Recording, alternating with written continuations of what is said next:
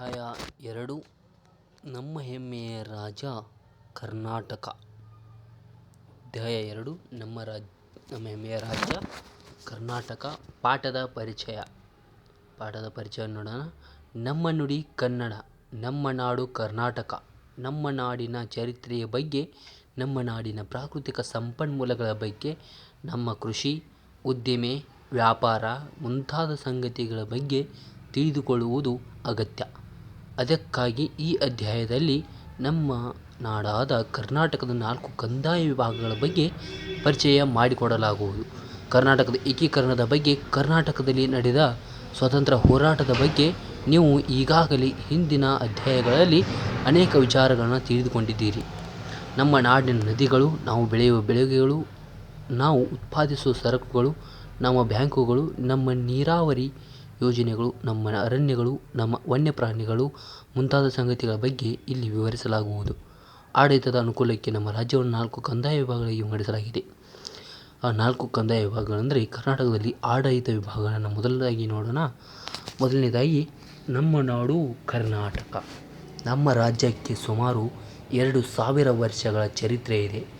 ನಮ್ಮ ರಾಜ್ಯದ ಅನೇಕ ವಿಭಾಗಗಳಲ್ಲಿ ಪ್ರಾಚೀನ ಶಿಲಾಯುಗದ ಕೇಂದ್ರಗಳಿವೆ. ಚರಿತ್ರೆಕಾರರು ಅಂತಹ ಸ್ಥಳಗಳನ್ನು ರಾಜ್ಯದ ಬೇರೆ ಬೇರೆ ಭಾಗಗಳಲ್ಲಿ ಗುರುತಿಸಿದ್ದಾರೆ. ಈ ಅಧ್ಯಾಯದಲ್ಲಿ ನಮ್ಮ ರಾಜ್ಯದ 4 ವಿಭಾಗಗಳ ಬಗ್ಗೆ ಮತ್ತು ಅವುಗಳ ವಿಶೇಷತೆಗಳ ಬಗ್ಗೆ ತಿಳಿದುಕೊಳ್ಳೋಣ. ಬ್ರಿಟಿಷರ ಆಡಳಿತ ಕಾಲದಲ್ಲಿ ವಿವಿಧ ಜಿಲ್ಲೆಗಳು ರೂಪಿತವಾದವು. ಅನೇಕ ಸಂದರ್ಭಗಳಲ್ಲಿ ಜಿಲ್ಲಾ ಕೇಂದ್ರಗಳು ಬದಲಾಗಿವೆ. ಕೆಲವು ಜಿಲ್ಲೆಗಳು ಚಿಕ್ಕದಾಗಿವೆ ಮತ್ತು ಕೆಲವು ವಿಸ್ತರಣೆಗೊಂಡಿವೆ. ಕರ್ನಾಟಕ ರಾಜ್ಯವನ್ನು 4 ಭಾಗಗಳಾಗಿ ವಿಂಗಡಿಸಲಾಗಿದೆ. ಈ 4 ವಿಭಾಗಗಳಿಂದ ಕರ್ನಾಟಕ ರಚನೆಯಾಗಿದೆ. ಮೊದಲನೇದಾಗಿ ಕಲಬುರಗಿ ವಿಭಾಗ, ಬೆಳಗಾವಿ ವಿಭಾಗ, ಬೆಂಗಳೂರು ವಿಭಾಗ, ಮೈಸೂರು ವಿಭಾಗದಿಂದ ಈ 4 ವಿಭಾಗಗಳಿಂದ ಕರ್ನಾಟಕದ ರಚನೆ ಆಗಿದೆ ಅಂತ ಹೇಳ್ತಾರೆ. ಮೊದಲನೇದಾಗಿ ಕಲಬುರಗಿ ಜಿಲ್ಲೆ ಮತ್ತು ಕಲಬುರಗಿ ವಿಭಾಗ, ಬೆಳಗಾವಿ ವಿಭಾಗ, ಮೈಸೂರು ವಿಭಾಗ ಮತ್ತು ಬೆಂಗಳೂರು ವಿಭಾಗ ಅಂಥೇಳಿ 4 ಭಾಗಗಳನ್ನಾಗಿ ಮಾಡಲಾಗಿದೆ. ಈ ಕರ್ನಾಟಕದ ನಕ್ಷೆಯಲ್ಲಿರತಕ್ಕಂಥ ಜಿಲ್ಲೆಗಳು 31 ಜಿಲ್ಲೆಗಳು. ಮೊದಲನೇದಾಗಿ ಕಲಬುರಗಿಯಲ್ಲಿ ಬರತಕ್ಕಂಥ 7 ಜಿಲ್ಲೆಗಳು ಯಾವುವಂದ್ರೆ, ಮೊದಲನೇದಾಗಿ ಬೀದರ್, ಕಲಬುರಗಿ, ಯಾದಗಿರಿ, ರಾಯಚೂರು, ಕೊಪ್ಪಳ, ಬಳ್ಳಾರಿ, ವಿಜಯನಗರ. ಈ 7 ಜಿಲ್ಲೆಗಳಿಂದ ಕಲಬುರಗಿ ವಿಭಾಗವನ್ನು ಆಯೋಜಿಸಲಾಗಿದೆ. ಅನಂತರ ಬರುವುದು ಬೆಂಗಳೂರು 9 ಜಿಲ್ಲೆಗಳನ್ನು ಒಳಗೊಂಡಿದೆ.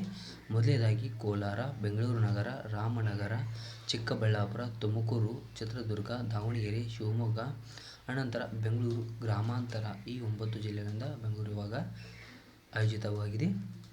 ನಂತರ ಮೈಸೂರಿನಲ್ಲಿ ಬರತಕ್ಕಂಥ ಜಿಲ್ಲೆಗಳು ಚಾಮರಾಜನಗರ, ಮಂಡ್ಯ, ಮೈಸೂರು, ಕೊಡಗು, ಹಾಸನ, ದಕ್ಷಿಣ ಕನ್ನಡ, ಚಿಕ್ಕಮಗಳೂರು, ಉಡುಪಿ.